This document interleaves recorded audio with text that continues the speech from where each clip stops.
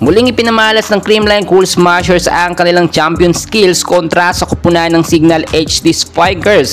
Malakas na palo ang binitawan ni Tots Carlos sa opening ng set 1 at binanata naman niya ng migigil na hampas at palo din ni Alyssa Valdez, no? May matindi pang ginawa dito si Alyssa, no, na kinalawit ang bola. Talaga namang napakahirap depensahan ng Signal. Bumawi naman ng isang malakas din na palo itong si Riri Meneses ng Signal HD Spikers. Another pawi din ng ginawa dito ni Bunny Gandler na malakas na palo. Pero si Pangs Panaga, mga kaibigan, ang ganda ng ginawang palo sa magandang bigay na set ni Kyle Negrito. Si Tots Carlos naman bumanat din ng isang malakas-lakas na palo sa magandang set din na binitawan ni Kyle Negrito. Alyssa Valdez, another na malakas na palo ang binitawan dito sa early ng set 1. Gemma Galanza, migigil talaga yung palo at hindi mapigil. Well, finally mga idol, game day na nga po ng Creamline Cool Smashers kontra sa kupunan ng Signal HD Spikers.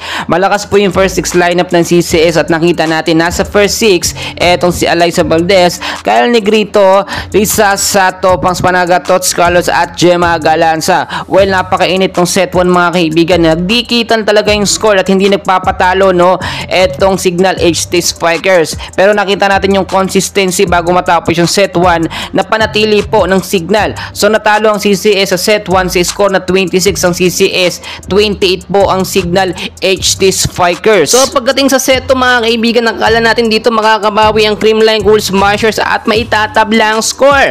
Pero nakita nyo at mainit na mainit pang chemistry at momentum ng Signal, which is nag-lead para hindi sila maunahan ng CCS. Di kita yung score sa early, middle hanggang sa matapos yung set 2. Pero pagdating po ng patapos ng set 2, doon nakita natin yung momentum at consistency ng Signal, which is nag-lead para matalo nila ang CCS. May nagsasabi hindi daw maayos ang pagsiset ni Kyle Negrito at nahihirapan pumalo ang mga Spikers ng CCS. Pero nakita natin based sa ating obserbasyon, so far so good yung mga set po ni Kyle Negrito, walang problema. Malakas po talaga ngayon ang Signal at hindi yun napaghandaan ng CCS. So natalo, no, ang Creamline sa set 2 sa score nga po na 22 ang CCS, 25 yung Signal. So pagdating naman mga idol ng set 3, dito kinakailangan na manalo ang Creamline Cool Smashers dahil na 2-0 na sila ng Signal HD Spikers. So nakita natin yung very intense at crucial game dito sa set 3. Talagang bowing-bawi ang ginawa dito ng CCS. Pinalakas sila ang depensa at ofensa nila. Do di kita yung score sa set 3 pero talaga nakita natin ang ibabaw, no,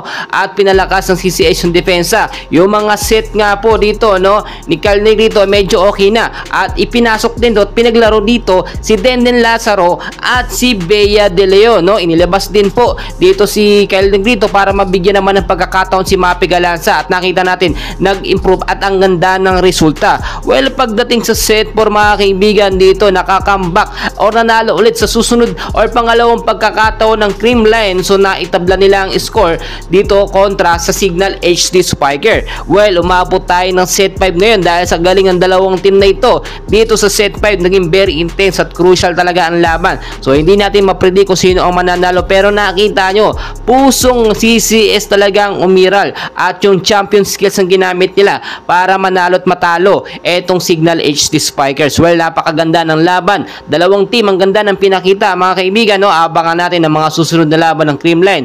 And please don't forget to like and subscribe. Maraming salamat.